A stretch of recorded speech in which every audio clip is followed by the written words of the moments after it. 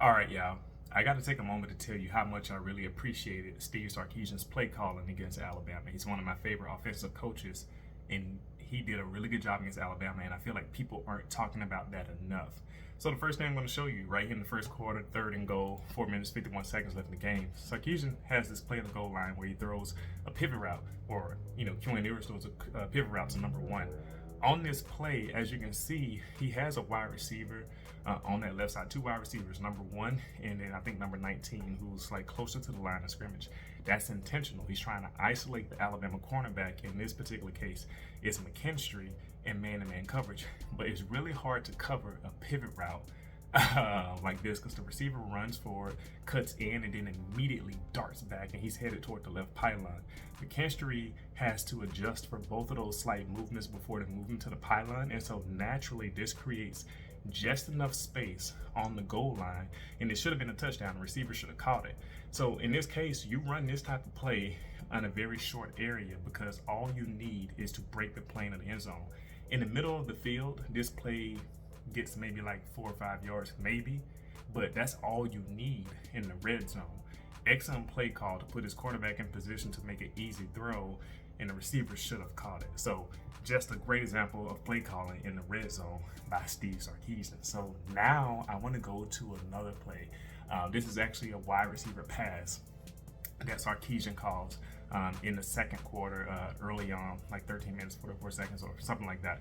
But what I really like about this play is that obviously it's a trick play. So you're like, okay, cool, it'll catch any defense off guard. But what you don't notice is, or you may have, is that the way it's set up, when the ball is snapped, before it's snapped, Ewers puts number one in motion behind him because this is the guy who's going to throw the pass. So that effectively makes the defense move over a little bit. But they snap the ball as the receiver's coming around. They do a little bit of a play action. And if you notice, the offensive line slides to the left.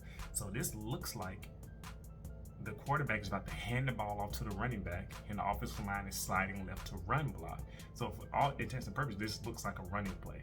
And the wide receiver ran to the right side behind the quarterback, so it looks like, oh, they were clearing out the left side so they can run to the left.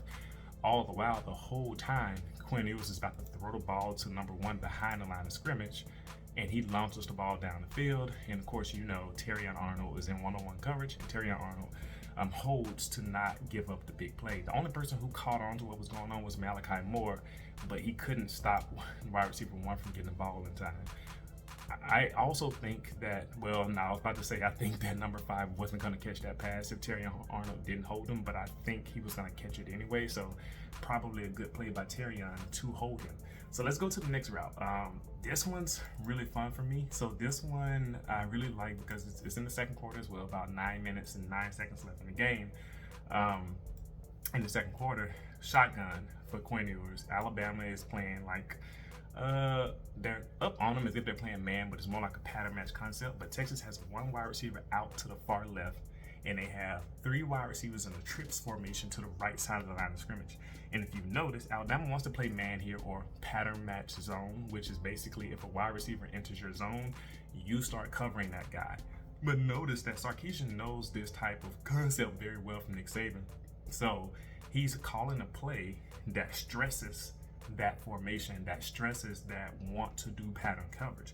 So as you can see, I think one of the receivers is really the tight end, number 0 in the middle, but at the snap, he runs forward and he's taking a defender right in front of him that's following him out as he's running. I guess this is more like either an out route or a corner route.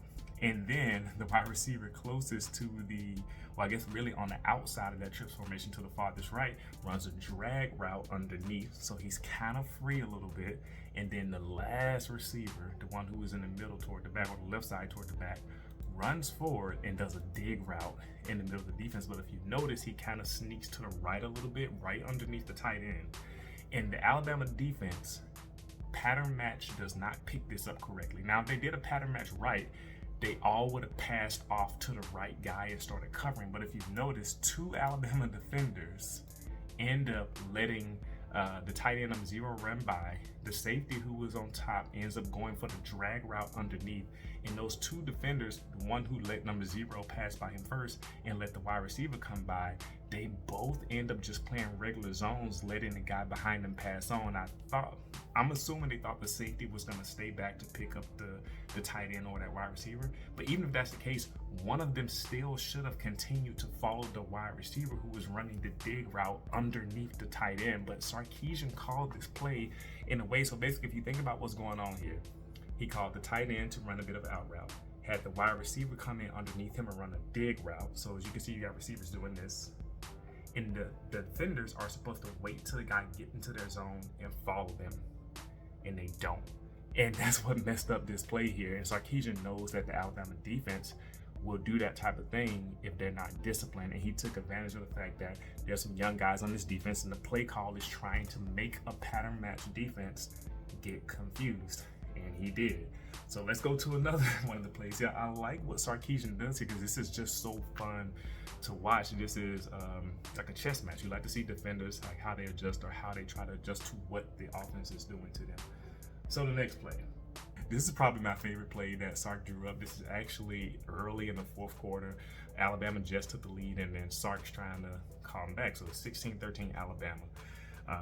Sarkisian, I think they're running 12 personnel here. They got one running back, 2 tight ends, 2 wide receivers. Both wide receivers are on the left side of the line of scrimmage. Alabama's playing man coverage here. Or really it's a zone. They're trying to do pattern match. And once again, you'll see what happens here. So Alabama lines up. Texas snaps the ball. They do a bit of a play action with Keon Ewers, drops back to fake it to the running back number 4. Alabama gets a little bit of a pass rush, but Keon Ewers always has who he's throwing the ball to. He hits the tight end number 0 behind the Alabama defense at the second level, and he gets a big gain, most of the yards on this 75-yard drive. And so you're wondering, like, what happened here? So Texas essentially ran a go route, a post route, underneath route in the flat as well, and that's what confused everyone here. If you notice, tight end number 0 is close to the line of scrimmage on the left side. You got wide receiver number 1 who is in the middle in the slot, and you got the far right receiver number 5. So it's the go route, it's a post route, and then you got the tight end running a corner route right behind the linebackers. But if you notice, this is what happens. The go route clears out McKinstry. The post route clears out Malachi Moore, and then you have number 17 and you have number 2, who's the safety. They both come up on tight end number 0. And number 17 kind of jams the tight end, pushes him. And number 2, the safety sees that the running back who is now leaking out into the flat, he runs forward. So now you see what happened again. Alabama's defense got confused about who to guard here. The play call caused the tension here. Sark knew that the safety is supposed to be watching what's going on here, and the linebacker is supposed to be watching what's going on here. They're supposed to pick up their assignment. I think in this particular play, the safety, I think he's a freshman, I think he was supposed to pick up the tight end. That was his assignment. But he saw the running back leak in the backfield. He got too aggressive. The linebacker, number 17, probably could have helped this guy out by immediately committing to the running back there, but the safety was right on top of things. But the safety should have known better than to let a guy run behind him, because there's nobody else behind you on the defense. The tight end was not stopping to do a curl route. The tight end was not stopping short. You were in front of the tight end, meaning that he's behind you. And Quinn Ewers saw that. But this is what the play call was designed to do, to make a stressor on the Alabama defense. And that's what happened. The safety came forward. If Quinn Ewers had thrown the ball to the running back number 4, yeah, he would have stopped this play. But the quarterback saw that his tight end was now open right behind the defense, and there was nothing Alabama could do about it. Excellent play call by Sark. He knew that this play would cause a stress between the safety and the linebacker, and they executed perfectly. So now the last play, I'll show you 2 more. I'll make this a long video somehow. So 2 more. So Sark is gonna draw up a stressor late in the game here. Actually, before we get there, let's actually go to the red zone here. So Sark's gonna let Quinn Ewers throw his man coverage in the red zone off play action against Alabama. So this is what happened on the play, right? Quinn Ewers is a shotgun. Texas is got 11 personnel, 1 running back, 1 tight end on this play. And so what they do is that they snap the ball. Alabama's expecting some type of running play or some aggressive man coverage is what they're going to do. But the play action here, it makes Alabama think that Texas is going to run the ball. That's why Alabama's players, if you notice, 9 out of the 11 guys encroach on the line of scrimmage based on how the running back, they're basically running the RPO. Texas is running the RPO slant call here. Whereas like they're pulling for, or at least like a read option. I don't think they're really intended for this to be a handoff regardless, because Alabama committed to the run so fast, but it is, you know, they're moving forward as if they're running. So this is an RPO play. Quinn Ewers pulls it out because he knows he has man-to-man coverage. This is no zone. And Sark is telling his guy, if you got man coverage here, throw that ball and let your receiver beat the cornerback. So Gary McKinstry just got beat here. But the safety, once again, is this number 2. He comes up, can't fault him because he's thinking it's a run play, but he commits a little bit too far up, and he's too close to the line of scrimmage now, and Quinn Ewers can throw the ball over his head and against that man coverage, and it's a well-thrown ball. You got to give Quinn Ewers his props here. You got to give Sark the props for letting his quarterback take an aggressive throw here in the red zone against a defense that's playing press man coverage. But it works because the wide receiver gets a relatively clean release and the safety's too far up on the line of scrimmage to make an impact on the ball.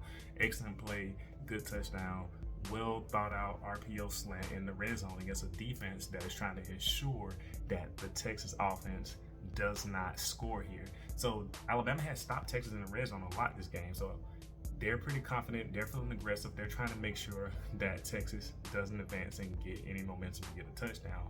Sark took advantage of that. So finally, last play, I did not know this video was going to last so long. This play is actually one of the first plays I charted when I watched the game, because I was like, oh, he got Alabama good. So first of all, this one in the game, Alabama has a lot of safeties on the field, or at the very least some more DBs who aren't pure cornerbacks, so they're not as fast. But Texas has got 4 wide, including that big tight end, number 0, but 3 of them, so it's like almost like a trips formation to the right side. And whenever Sark does that against Alabama defense, he's trying to take advantage of some situation with the safeties and make some type of stressor. And that's exactly what he did here. So at the snap, his shotgun, running back set to the left.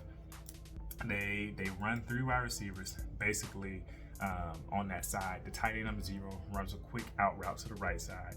You have the middle wide receiver who's running a route up the seam, kind of up the middle, and then you have the wide receiver on the far right, basically just running a go route. But if you notice, you've probably got the idea now. Whenever you run a go route and you run a post route, the safety now is in a conflict, and he has to figure out who he's going to cover, and the cornerback has to figure out who he's going to pass along. Is he going to play underneath? Is he going to play over the top? And once again, you probably can suspect what I'm going to say. The Alabama safety made the wrong decision here. And left his cornerback on the island. So if you watch, number 2, the safety, is in the middle of the field. He's supposed to stay over the top. There's nobody else behind him. Number 5, the wide receiver for Texas, gets inside of number 9, Amos, the Alabama DB, who I don't know if he's a pure cornerback or not. He doesn't look like it. His hips are stiff and he's not fast. But I'm pretty sure Amos was expecting number 2 to stay over the top. Number 2 did not do that. Number 2 saw the wide receiver running a dig route, or I was saying like a post route. It's really more like a dig route. And he comes down trying to be aggressive and probably trying to jump on the ball or make a big hit. He did not realize that his cornerback got beat really badly. Number 5 is down the field wide open because he left that space open. Like I said, Sark drew up this play, go route on the outside, dig route underneath. The play is designed to make the safety take the bait and come down so that there's an opening in the defense down the field. If number 2 remained disciplined and played this well, that is a stop, or at very least Quinn Ewers is going to throw the ball to the dig route underneath, and this won't be an easy touchdown. But this is the type of thing that Steve Sarkisian does. This is what I like to see in football. It's like a cat and mouse game. It's a matter of discipline. So this goes to show, though, that Alabama, they don't have to feel bad. It's not like they were out-talented, if that's a verb there, right? It's not like they couldn't do anything to stop Texas. It's just that they made mistakes. And this is something that we've seen even last year and the year before that too. I think it's hard when your players don't play discipline. I've been saying this for like the past 3 or 4 years. For whatever reason, Alabama's young players don't play with a lot of discipline anymore. And it doesn't matter who the coach seems to be. They just don't seem to play with discipline. for these defensive concepts, because all they have to do is follow their assignment, and they, at the very least, they will make it difficult for the opposing offense to score. Now, with that said, Steve Sarkisian knows this, and he's calling plays that make it so that your defense will make undisciplined plays. And that type of thing is really cool to see. I know that Alabama fans are upset and they don't like the outcome, but seeing this cat and mouse game, seeing this chess, seeing how Sarkisian's calling these plays and making the stresses on the defense, it's actually really, really cool. Let me know what you think. I enjoy doing this a lot. This video is probably a little bit more unpolished, but that's okay. I just wanted to get in and talk about it. But are you as impressed with Steve Sarkisian as I am? Are you kind of more hopeful in the sense that you're thinking like, oh, Alabama can clean this up? Or do you think that Alabama's in for a long haul of making these same mistakes all season? With all that said, thank you for watching. I will see you next time.